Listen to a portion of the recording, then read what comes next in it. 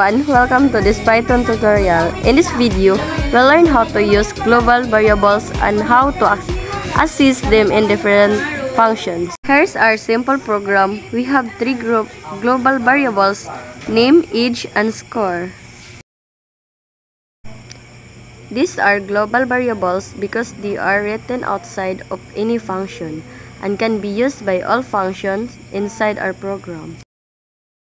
The first function, showInfo, displays Marlene's name, age, and score.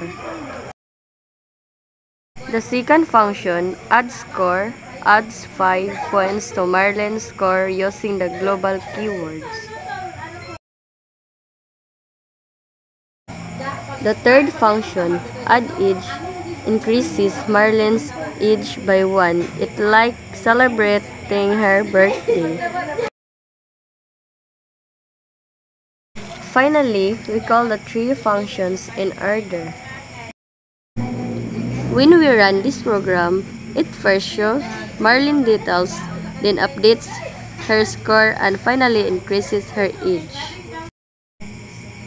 And that's how you use global variables in Python across multiple functions.